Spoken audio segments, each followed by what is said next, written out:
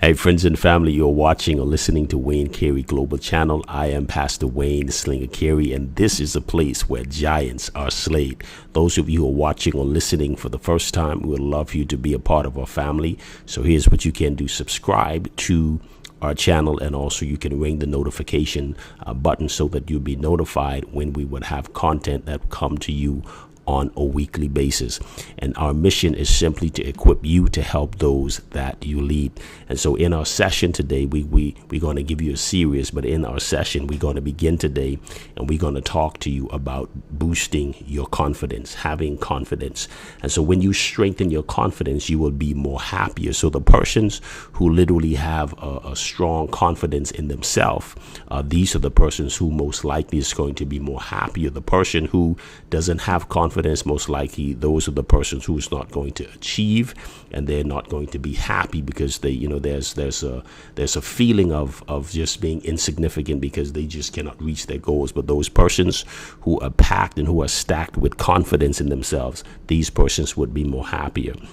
And so confidence in yourself, here's what it does. It equips you to accomplish everything that you've always dreamed about. And so if you have dreams, you have desires, confidence is going to be the thing that's going to help you to be able to accomplish those dreams. If you have no confidence, you're going to feel as if you can't do it. You can't move in this direction, and you're going to look at all of the obstacles that is in your way. But a person who is confident, regardless of the obstacles, they believe in themselves that they're going to go ahead and they can accomplish those things. And so today I'm going to give you some strategies that will be able to boost your confidence. But today we want to give you one. We're going to start with number one, and it's simply stick up for yourself. And we speak stick up for yourself. A story comes to mind with Reverend Dr. Martin Luther King, and we speak of the civil rights movement and in the U.S. in the 1960s, where you had the coloreds.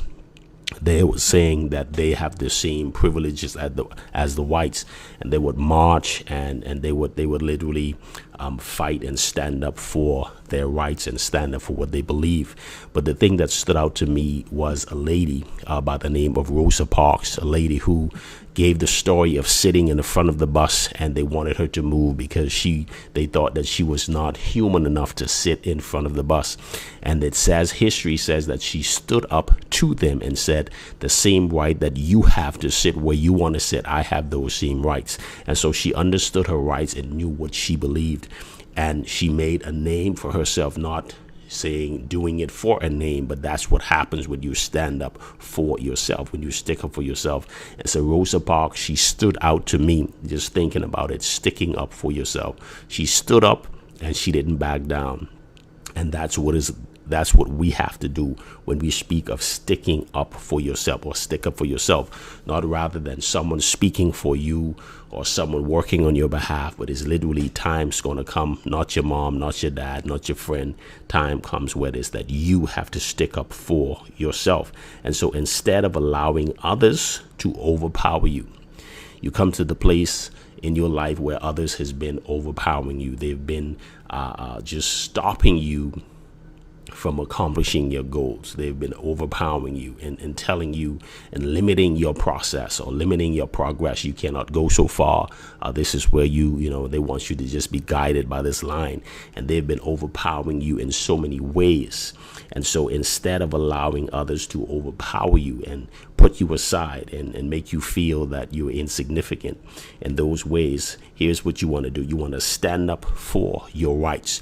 And it's very powerful when you know your rights. When you know your rights, it's simply what's going on throughout the world when it comes down to law enforcement that deals with the civilians. It has to do with the civilian knowing their rights. And when you know your rights as a civilian, the law itself or those officers, they will deal with you different when they know that you know your rights. But if you don't know your rights and you don't even know what you believe, then what it is that you're fighting for.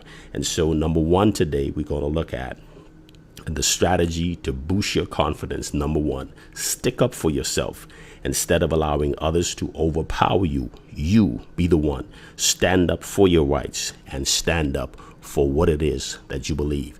Don't allow anyone to stop your greatness. You stand up because you have a right to live the best life that you want to live. You have a right to go wherever you want to go. No one holds your passport. You have your own passport in your possession, and you can go and you can soar as high as you want to go.